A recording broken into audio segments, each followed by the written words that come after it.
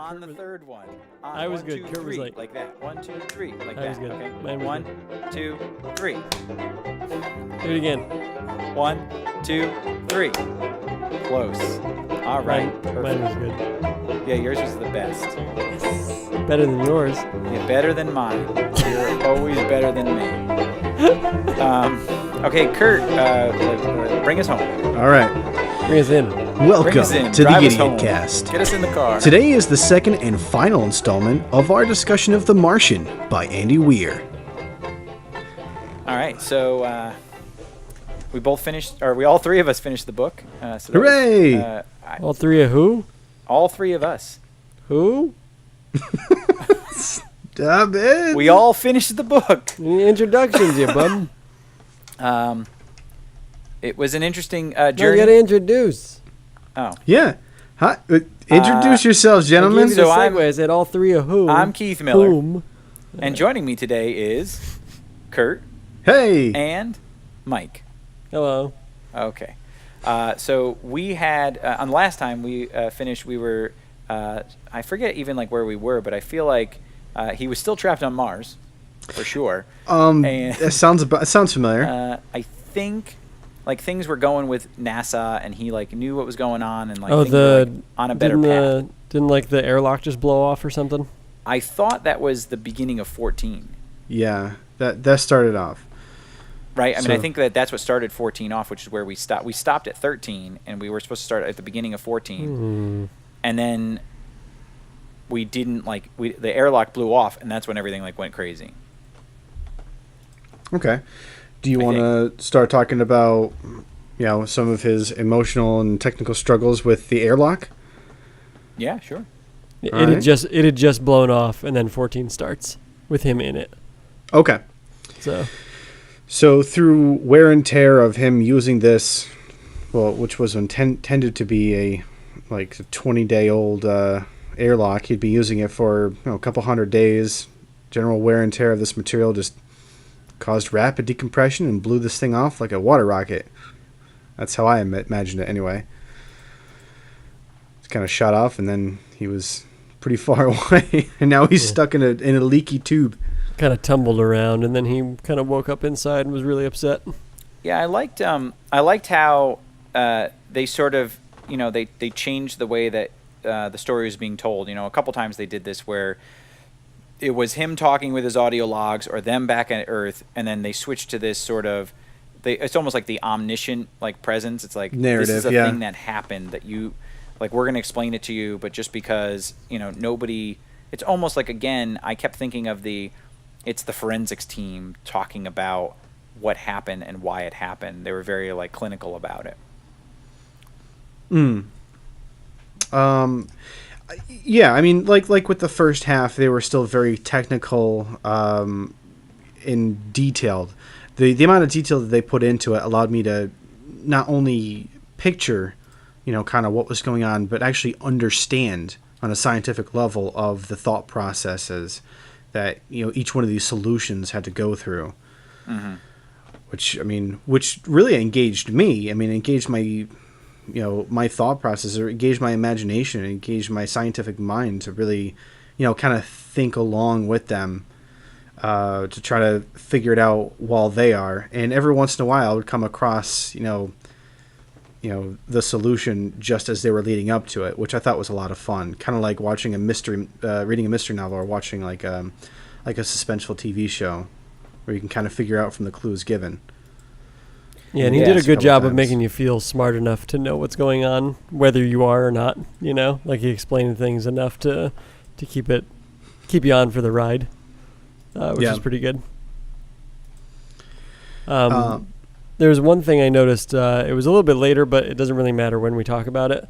But I realized that whenever he had those interactions with JPL or whoever it was, that he's talking to back on Earth with NASA, Yep. Mm-hmm. He's putting those, unless it's in the narrative sections, the chapters that are clearly written in third person back on Earth, Mm-hmm. he's putting those, when it's in his log entry, he literally is putting those JPL NASA logs into his log. Like he's copying and pasting, which is weird because there's one chapter where he's like, I'll let Venkat explain it. And then he pastes in the log of where they talked. Right. And I was right. like, wait a minute, he's actually like formatting these things, and it made me think that he actually has been very thoughtful as to how he's like constructed these, which is one of the things we talked about last time as to whether he is really just kind of spewing out random thoughts or whether he's really constructing this as the character, him, not the author. Yeah, and you wonder if it has to do with, like, again, the amount of time that he has had on this planet, or like it's in the interludes, like when he's working really hard, he's not able to devote as much time to that. But then as he's got these like fourth days off or whatever the other things that he's doing, he can devote more time to that. Yeah. I don't know. It was just kind of neat that he's doing that so purposely. And I don't know if it'd be interesting to read it a second time to see if he grows as a journaler, Yeah. Like, who knows if he'd ever done this before. To begin the novel, he's like kind of emotional at the very beginning, saying like he's going to die and stuff. But then my memory tells me he hasn't changed at all. Like, his writing style is the same. But that'd be kind of cool if it wasn't.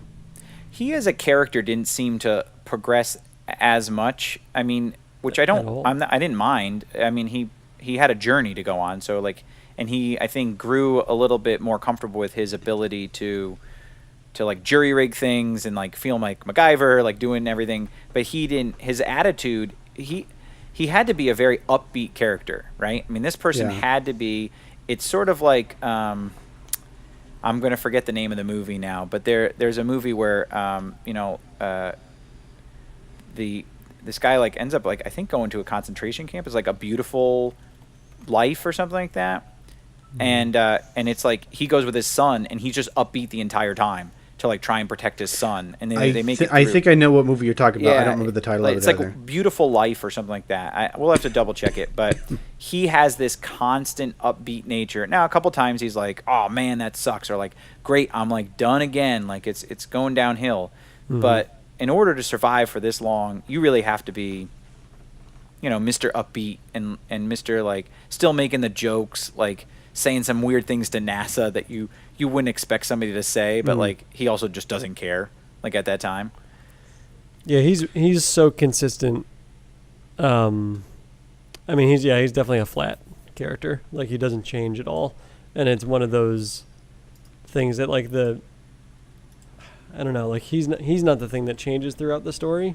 I don't know what does, like what really changes. It's just survival. I didn't think it's man versus nature, right? I mean, I didn't think his personality dynamics really was as much of a central focus as was his surroundings.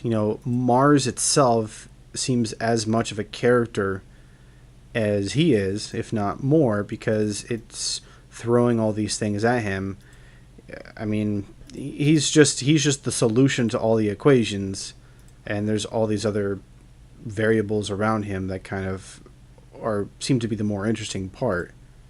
Whereas he is static, as you said, he's always the same, but the surroundings are always changing. So I guess they're just trying to see, let's see if we take this square and put it in a round hole. Let's see if we take this square and put it in a oval hole. And they just taking the same type of person, same type of individual, and just throw him around and just see how he's going to react to these various things, but keeping him the same person, the same individual, without any drastic changes. If that makes sense. And I don't know that it would be a better book if he changed a bunch. He does seem a little bit like a machine, I mean, he has personality and stuff, but it's still so one note, except for the few moments of frustration and anger and then like jubilation later. But he definitely, because he doesn't change, it seems like NASA just makes robots. I mean, he obviously has personality, but like, right. So he's infallible though. Like, nothing really made him doubt himself for more than one soul or whatever, right? Yeah, that's true. It did seem so a bit maybe it's unrealistic. It's a commentary on NASA, maybe, and their ability to train astronauts and select. Or maybe he just filtered all that stuff out of his logs. Yeah, but that's true. There's just no inkling to that, though. Even when they talked about, look, I mean, I think the author is writing this as this was an interesting story dealing with like a lot of the science that went behind this and like survival. And he, I think, tried to develop some of the other characters. It's hard because like the character is Mars, right? I mean, Mars is a big character, and Watney or whatever his name is, Watney. He's a character, and he does have like that personality, but it's really this sort of, it's like, it's him like trying to survive, like get through this. Like, so even the other characters where they develop, like there's that little bit of that love triangle, not triangle, but like I guess that like love interest between the two other astronauts, and then like the personality of Martinez and like a couple other people Johansson. They tried to put that personality in there, but I'm glad that he did. I just don't think he even needed to, because that's not really the story. I had a hard time telling the other astronauts apart, other than their names. You're right, Keith, that I think, and Kurt, I think this is because of that maybe, is that it does seem like sort of an afterthought that like, oh man, I should probably round out these other people and make them seem real. But some of that stuff maybe was a slight bit forced, like that the one is going to sleep with the other one, or nope, he just made a joke instant message before he got back to the ship, like, I get it, they're goofballs and they all live together for hundreds of days in a spaceship. I don't know, but it was a little in my face. Not so much that like I was upset reading it, but I agree that it was a little forced in the short time that they had with them, Right. But I don't know. All right. Do you want to talk about some of these particular bullet points, or we're going to keep going on plot? Yeah, well, I mean, we kind of are covering the struggle back home all throughout it, right? Yeah. Okay. But Kurt, what was your next thought? Well, as far as the struggle back home, if we're going to get to the climax, obviously there's more than one thing going on at once. There is Mark Watney's struggle to first get to the MAV, the Mars Ascension Vehicle, and his struggle to strip this thing down bare. On top of that, there's a struggle of the crew on their way back to Mars to make sure that they get there in a timely fashion, that they're in an accurate trajectory, so that they're in like within meters of where Watney's gonna be. And then you have more of an emotional and less interactive struggle with the people back on Earth, because they have no say whatsoever in what goes on, because even if they try to make any kind of suggestion or try to help anyway, by the time the message gets to them, it's going to be far too late to be any good. So those three things happening at the same time, it was very exciting to me, because it showed more of like three different things. One was like an emotional struggle on Earth, an intellectual struggle on the shuttle, and a physical struggle on Mars. So kind of put all those things together and made, I thought it represented all three of those aspects. Yeah, I thought it was interesting that during, or right after Mark gets back to, or not back, but arrives at the MAV for the fourth flight or whatever it was for, after that point, they don't go back to Earth to show the excitement and the celebration. Like the novel did not return to Earth for a while after that, and I thought that was an interesting choice to not, like, we've seen Earth struggle and be nervous, and the reporters and Venkat and all those people like all trying to figure out what the solution will be, but then they don't return to them to celebrate when he gets there, and he beat the storm, which we didn't talk about, by like turning south around the crater or whatever it was. He was smart enough to set up. I thought that was a cool moment where he set up the three different solar panels suits, and measured like which one had the most, and he realized where the epicenter of the storm was, and again, I thought that was real cool. He's pretty amazing, right? I mean, it's like if anybody was going to get trapped, again, it's a story, but like if anybody's going to get trapped on this planet, the guy who's the botanist and the engineer, like he's able to do it, and even like even he seems like he's an inventive guy. Even towards the end, when they're like, we don't know how we're going to get you back onto the main ship, he's like, I'll just punch a hole in my my finger of my gloves and I'll be Iron Man and I'll fly towards you. Oh yeah. Like I like funny. that, and they were like, "Why? How do you even think of these things?" So he's definitely the, he's the inventive kind of like thinking outside the box kind of guy. And that idea led to the thing they actually did with the ship. Right, when they blew the hole inside. Yeah. Right.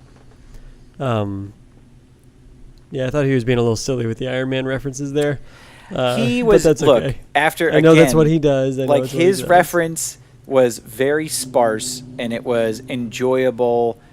And he didn't go too crazy. Like, talking about the 70s shows and the disco was funny, but it wasn't too in-depth. It wasn't like it was hitting you over the head with the references.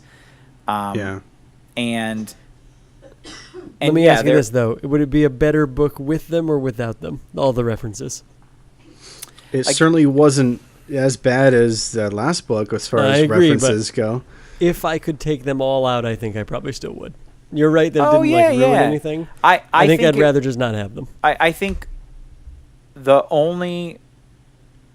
Yeah, I think it was just a way to inject maybe some humor into a situation that was dry. Like as the writer, he's like, look, we're talking about all these like very complicated science things that, we're talking about, taking your own feces and turning it into soil. Fertilizer. And that's stuff's dry, Well, it was dry, and then he added water to it. So,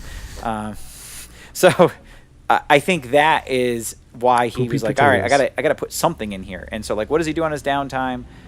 It's an interesting concept, and I never thought of it, but I'm sure, like, it is. You are allowed to bring certain things with you.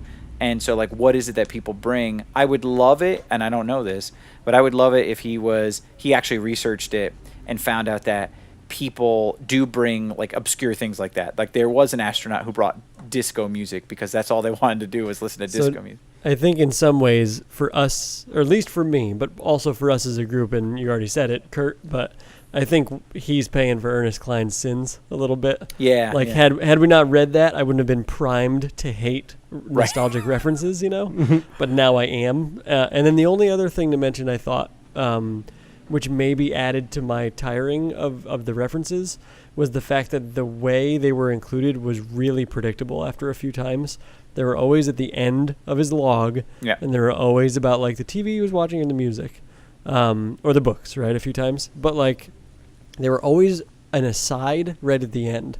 They might have shown up a few other times in different places, but, like, 90% of the time that's where they were. And I wondered, is there a fictional justification for them showing up at the end like that? Like, is he... and I'm probably looking too far into this, but, like, in his head, is he finishing his journal and thinking about, now I'm going to go watch this TV show? That's how I felt. Like, I felt like every time I read the log, it was he did his work for the day, he sat down to write his log, and then he was going to, like, watch some TV and go to bed. So that's what's on his mind. Yeah, so he's like, all right, like, I'm going to go. Now it's time for me to, like, watch Three's Company. I wonder what's going to happen with, or they just changed this character. And I think that's what it... Again, like, I felt comfortable with it because I was like, he's decompressing at the end of the day. He did his work, which was to do the log, which is what he's supposed to do, and then he's gonna go and, like, kill some time, and he's gonna tell us about it. Why he would put it in the log is not necessarily like you said. It's probably we could have done without it, but it's it a adds fan servicey, right. It's fan servicey, play in your audience, and it adds to it's the character. He's able to tell the story inside the logs and not pull out to the omniscient character or narrator too much. It's that he's adding it in there. Yeah. Maybe he's writing it down so he has a checklist and a log of, like, which episode he left off on. I don't know. Maybe he... so he can look at the previous one and be like, he's got file names, man. He can just choose the next one. He's got bookmarks. It's possible. It's fancy. I wonder how he digitized all those. Do you think they're all, like, iTunes downloads, or do you think he's ripping DVDs, or is he, like, well, they had all thumb drives. Yeah. Well, I know, but so where did he get all the files from? Well, no, from his crew. Well, it was the different crew members had whatever they had. Well, right, but how'd they get them? Like, what Amazon, file sharing service Amazon has this stuff? Prime. They were all Amazon Prime members. And you can now download those? Yeah, it's slightly in the future, so you could download all those things. All right. I would imagine that if you wanted to, you'd probably get rights to some of that stuff to take on a NASA trip. I'm pretty sure NASA would pay the licensing fee for that. I wonder, Is there even one? I mean, you're just taking a copy. It's not like you're broadcasting. It's not like you buy a copy. Yeah, that's all, right. That's true. You're not broadcasting it.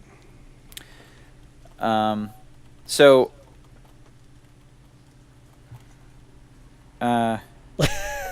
We all stop. I want to ruin the thing. That was great. That's fine. Yeah. I was gonna ask if we wanted to talk about his dietary concerns. Well, since he was getting sick of all those TV shows and music and disco, he was also getting sick of potatoes. Yeah. Excellent. Let's talk about those potatoes. There's poopy potatoes. I was pleasantly surprised because I did not think of the idea of cooking the potatoes. And that sounds so dumb, but I like that the forethought was cooking the potatoes because you get more caloric intake. What's that? Before he left, you mean he cooked them all and then brought them with him? Yeah, he cooked them all and then threw them back outside, and they freeze dried. But they were they were cooked, they were easier. The proteins were broken. Yeah, down. it was great. That was smart, and I like that. And it was also interesting just to think of how boring and how much control you must have to eat potatoes and say you have these 5 really good meals, but you're gonna wait until certain moments to eat them, which is great willpower, and I love it. And he named them. What's that? And he named them. He was like, "This is for when I survive." Francis is my favorite meal. Something terrible. Right. So we're surviving something that I shouldn't have survived. So yeah. Yeah, that was pretty good. I like that. Let's see. So I mean, potatoes. That was definitely very clever. What else? I know he had those other freeze packaged meals. I don't think he had any other crazy things that he got sick of. But what else? I mean, did we run into? Let's see. We already kind of talked about some emotional stuff, some physical. Let's see. Oh, here's a note that I put down, which I thought was kind of cool. Between the old technology that he pulled from. What? Stop it. The old technology. I'm listening. He pulled from the old rover. The Pathfinder or the Overture. What was it called? The Overture. Anyway, he had the Pathfinder. The Pathfinder was the one that he got the radio from. What was the other one then? But I like the contrast of using older technology to help him in a new journey. I thought that was a neat, way to put those two things together. Yeah, it also I think, and there's some truism to it with the fact that some of these things are just still going, right? They set out these satellites and they things that were put in the 50s and they're just now, traveling on past whatever, and it's so we're amazed it's still working. Yeah. It's kind of amazing to think about because he did really try to do as many scientific realities as possible. Mm-hmm. I don't know if the ion engine it exists, but maybe it does. It does. Definitely a thing that we don't use them because we're not going that far. They've tested them for small satellites, but it's not something that's used for any large craft. For a big manned ship, yeah. But there's nothing wrong with the math, it works. The other thing is that as far as technology goes, the oldest of the technologies was him spelling things out in Morse code with rocks, which I thought was awesome. I know he had done that, I think, earlier, but I was thinking while he was on his trip, while he was headed towards the MAV, the new one, he was spelling out those different things as he went, and it reminded me of Charlotte's Web and how they had to wait for that some pig, some pig, right? Some pig. For something about it, the way that the sentence structure was very condensed because of the way he had to write it with rocks and the fact that they had to wait so long. So that made me smile. It's kind of neat. I wondered though, and I just guess I don't understand Morse code that well. I thought Morse code was more of letters. So the fact that Morse code would be shorter hand than spelling out the words. Morse. Maybe it was something else. I don't remember. They said it was Morse. They said it was Morse, and it was Morse code. I guess I don't know enough about it. I've always seen Morse code as in letters, and I've seen them before, 3 there is dots some and 3 punctuation. dashes.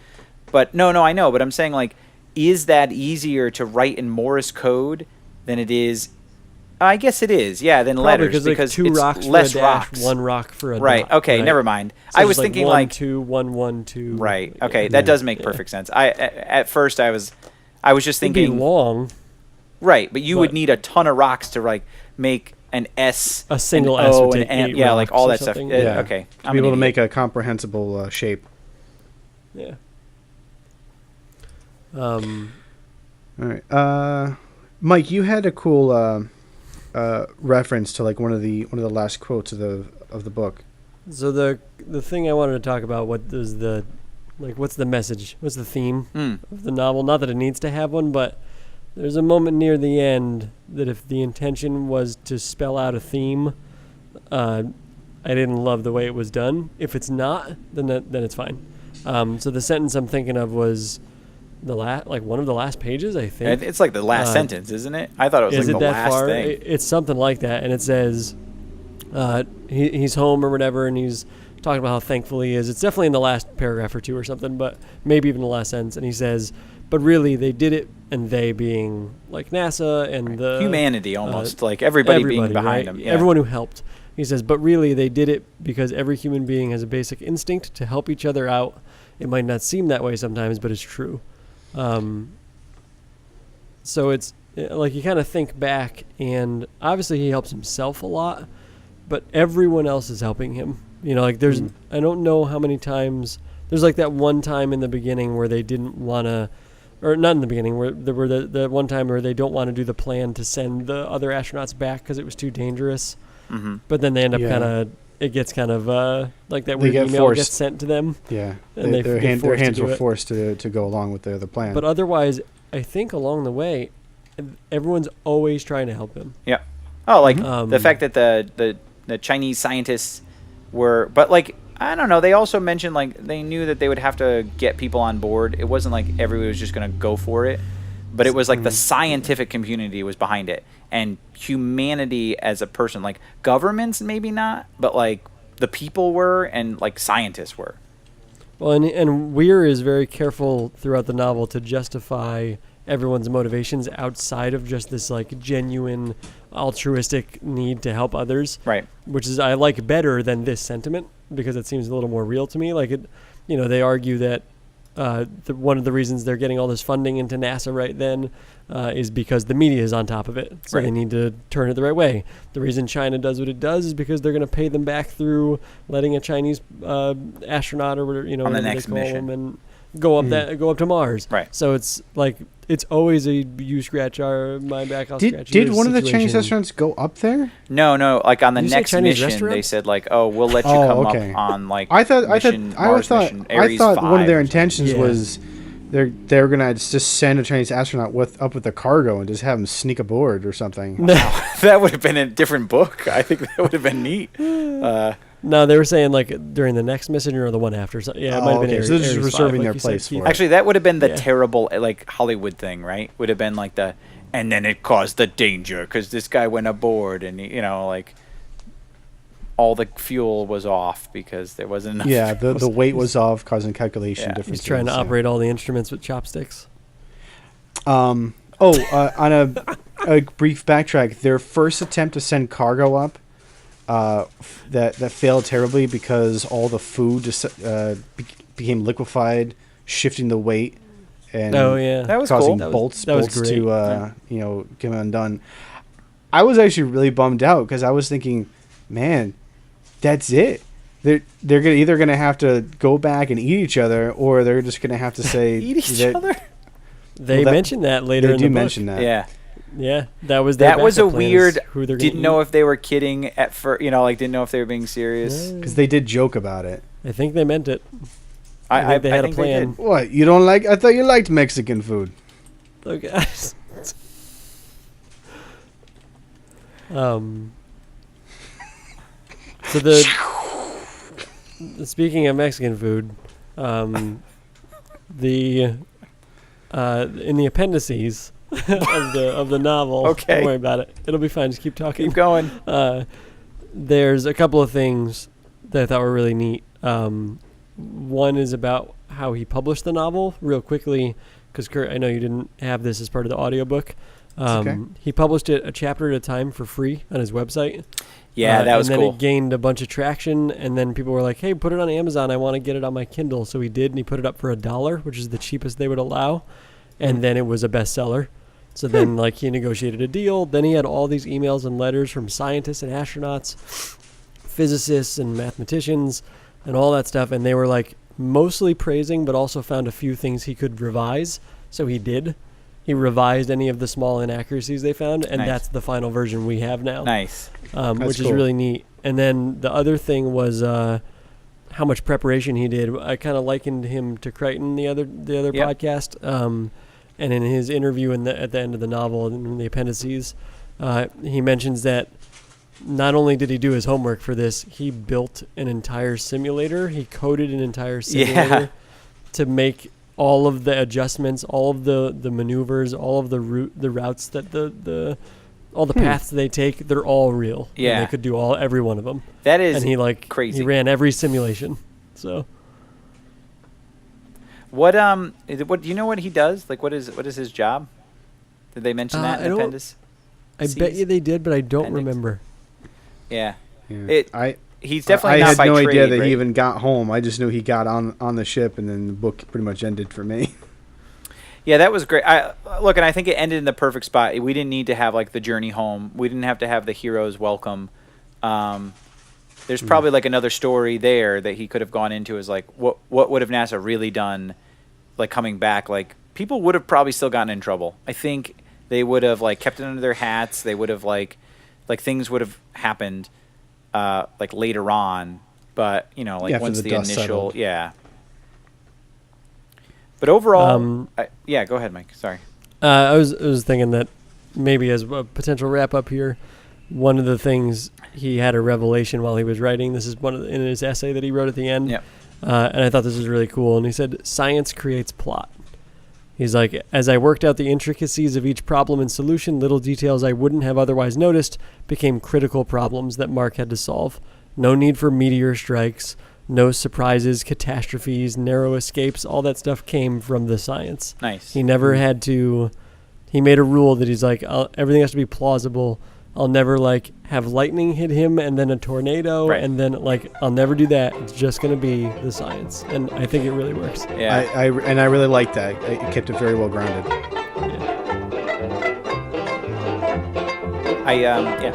Okay, yeah. I think we should definitely wrap it up. I know it's been about 35 minutes. Okay. So do an outro? So Kurt, why don't you take us home? This has been the IdiotCast, our final thoughts on The Martian by Andy Weir. Please visit dustyoldtomes.com and check us out on YouTube and Google+. See you next time. Goodbye. Bye. Hey, that actually was on the right time. All right. Nice.